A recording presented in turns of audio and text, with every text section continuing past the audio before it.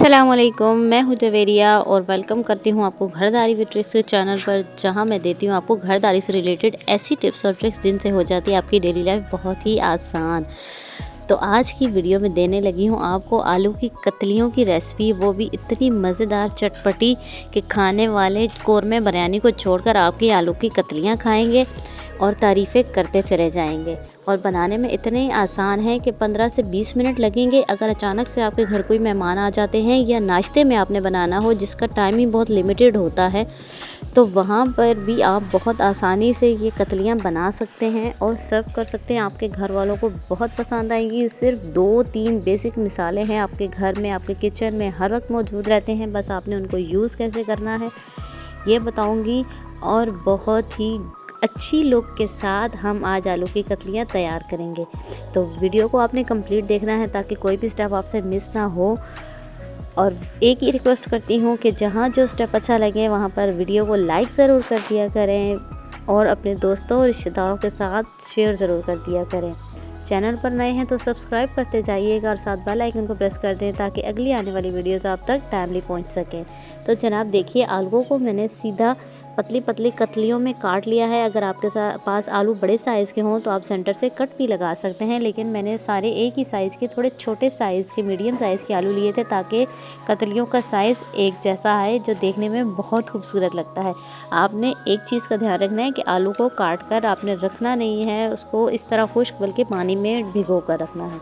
अब ले रही हूँ मैं 5 से 7 जवे लहसुन के। इसका आपने कूट लेना है या आप इसकी जगह पेस्ट भी यूज़ कर सकते हैं। तो जनाब आधा कप कुकिंग ऑयल लिया है मैंने, इसमें डाल दिया है लहसुन। हल्का सा लहसुन ब्राउन होगा तो हमने इसमें डाल देनी है सब्ज़ मिर्च बारीक कटी हुई।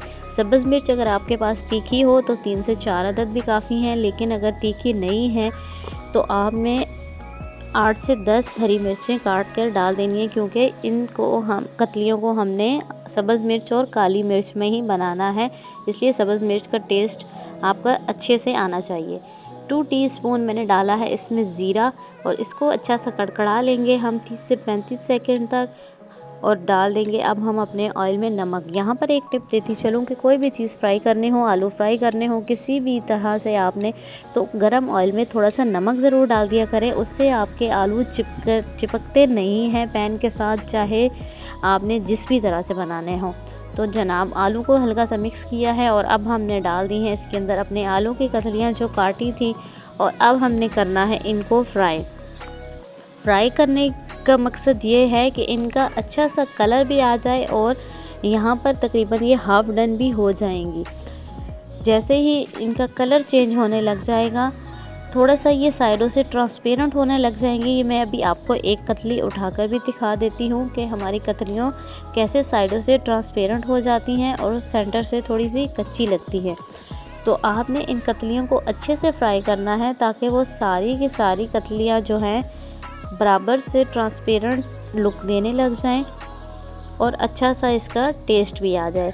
यहाँ पर हम डालेंगे इसके अंदर सिर्फ 2 मिसालें। एक है जी खुश्क कुटा हुआ धनिया, 1 टीस्पून मैंने भर के डाला है, और हाफ़ टीस्पून मैंने इसमें डाली है कुटी हुई काली मिर्च। जी हाँ, इसके साथ हमारे कतलियों का टेस्ट बहुत अच्छा आएगा। आप लोग ज़रूर ट्राई कीजिएगा। रमज़ान आ रहा है, रमज़ान के लिए स्पेशल, बहुत स्पेशल आपकी सहरी के लिए ये नाश्ता क्विक बन जाएगा। 10 से 15 मिनट लगेंगे और आपकी मज़ेदार किस्म की कतलियाँ बनकर तैयार हो जाएंगी। तो जनाब ये देखें, हमारी कतलियों का कलर चेंज होने लग गया है। अब आलमोस्ट ये फ्राई हो चुकी हैं।